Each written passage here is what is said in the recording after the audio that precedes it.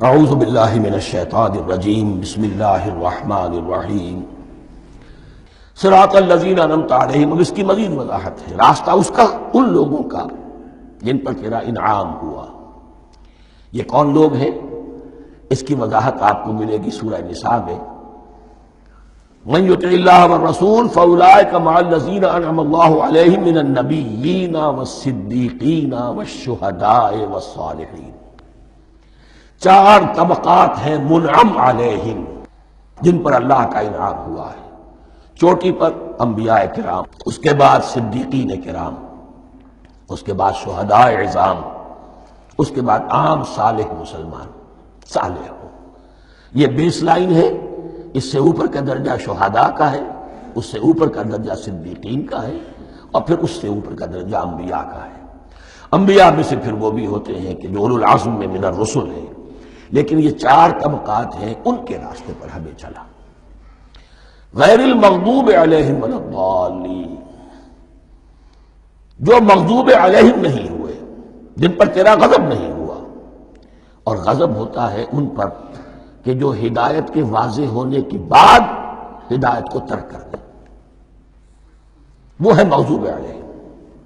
جنہیں ہدایت مل گئی ہو، ہدایت کو پہچان لیا ہو، پھر اپنی شرارت نفس کی وجہ سے، اپنی نفسانیت کی وجہ سے، اپنے تکبر کی وجہ سے، اپنے حسد کی وجہ سے وہ اس حق کو رد کر دیں، اس کو ترک کر دیں. ان پر اللہ کا غضب آتا ہے. اور اس میں اس کی بہت بڑی مثال تاریخ کے اعتبار سے یہودی ہیں. اللہ نے انہیں ہدایت دی، کتابیں عطا کی، تورات، انجیل، زبور، سینکڑوں نبی ان میں مبعوث کیے.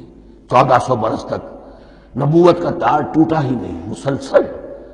ابتدا میں بھی 2 نبی، موسیٰ اور ہارون، اور اختتام پر بھی 2 نبی، عیسیٰ اور یحییٰ علیہ السلام.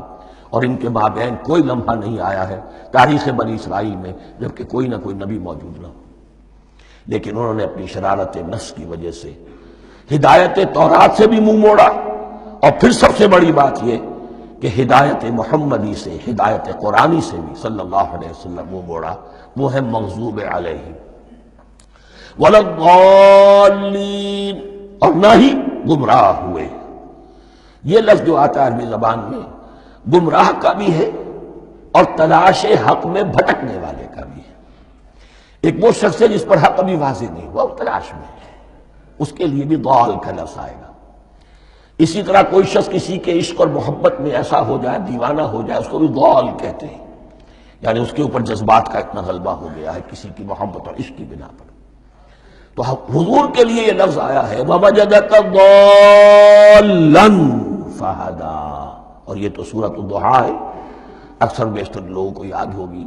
تو یہ جو ضال کا لفظ ہے، اس میں سمجھ لیجئے ضروری نہیں ہے کہ وہ گمراہ ہو، بلکہ وہ بھی کہ جو ابھی راہ ہدایت کی طلب میں، اس کے حصول کے لیے اس کی تلاش میں کوشاں ہیں.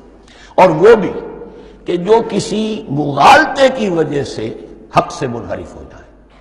یہ بھی جان لیجئے کہ ایک ہے بدنیتی، تکبر، حسد، حق کو جان کر پہچان کر رد کر دینا یا چھوڑ دینا یا ترک کر دینا. ایک ہے کسی غلطی میں، کسی جذبات کے اندر آ کر، کسی غلو کے اندر مبتلا ہو کر اور حق سے منحرف ہو جانا. اس کی جو سب سے بڑی مثال ہے وہ نصارہ ہے، عیسائی ہے.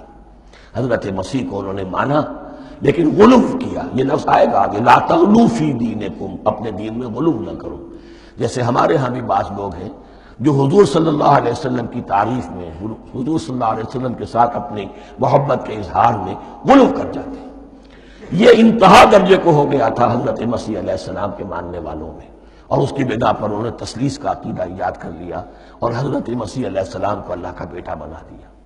تو اس کی سب سے بڑی مثال ضالین کی اس اعتبار سے کہ ہدایت پانے کے بعد کسی بدنیتی سے نہیں بلکہ کسی اچھے جذبے میں غلو کی وجہ سے. رسول سے محبت کرنا تو اچھا جذبہ ہے، لیکن یہ محبت بھی ایک حد میں رہنی چاہیے. غلو کرے گی تو ظاہر بات ہے کہ اس کے بعد وہ گمراہی کی طرف لے جائے گی. یہ ہے اس سورہ مبارکہ کا ترجمہ. اور اس کے بعد آخر میں آمین کہنا، یہ مسنون بھی ہے، کہنا چاہیے.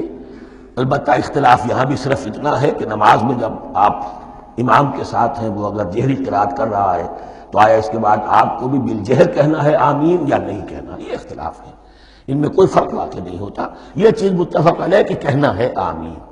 بلکہ یہ آمین تو یہودیوں میں ہے، یہ آمین جو ہے یہ عیسائیوں میں بھی ہے، ان کی بھی جو لارڈس پریئر ہے اس کے بعد آمین، وہ آمین کہتے ہیں، وہ فرق وہ لفظ ایک ہی ہے۔ اس لیے کہ عبرانی زبان اور عربی زبان، یا تو ہم یہ کہہ سکتے ہیں کہ دونوں بہنیں ہیں، کوئی ایک مشترک زبان تھی ان کی ماں جس کی یہ دو بیٹیاں ہیں، اور یا یہ کہنا پڑے گا کہ عربی زبان کی ماں جو ہے وہ عبرانی زبان ہے۔ بہرحال بڑا قریبی رشتہ عربی کا اور عبرانی کا ہے، اس اعتبار سے وہ آمین۔